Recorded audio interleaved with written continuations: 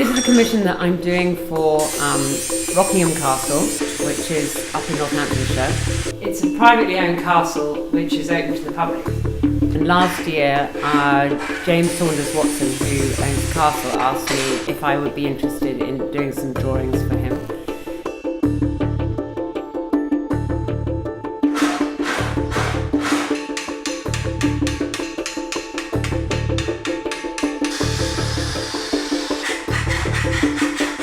I came up with the design of riverbed because I wanted to bring flowing water to an otherwise arid garden, because the sound of water not only is lovely to hear, but it conjures up other images in your mind as well.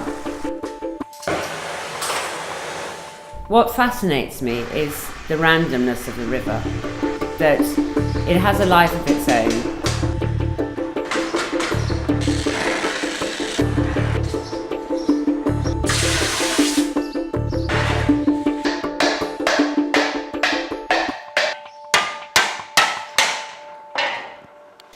I think it was essential for me to make a working model after the initial concept drawing, because I can see how the water is flowing and how I need to adjust the panels, because without the actual water flowing down, the water is so much an integral part of the sculpture. It's not ever really going to be seen just as a sculpture without water. After I'd made the model for the piece, I decided that the next thing to do would be to make a full-scale drawing. I wanted to see a drawing in situ against the wall at Rockingham so that I could make sure the scale was right. I wanted to see that the stones and the configuration of the piece worked well. So I put a large sheet of paper up in the workshop and started drawing, and drew with a very big brush and tried to make it very fluid, very spontaneous, without thinking about it too much, until I could stand back and think, yes, I'm happy with that. The colour, the texture of copper is what fascinates me. The intricacy of the shapes, the bends, the domes that you can obtain with such a variety of tools. When I'm working with copper, I don't think it's just something that flows.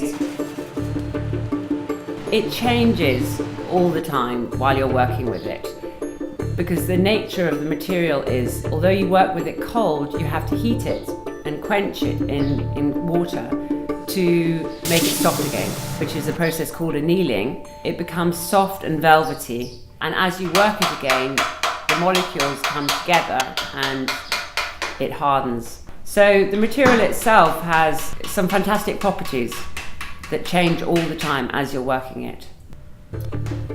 I hope that when people come across my sculpture in the Rose Garden at Rockingham Castle, they will find it very relaxing and peaceful. I hope that they will enjoy the copper in the same way that I do, that they will find it a very sensuous material to look at.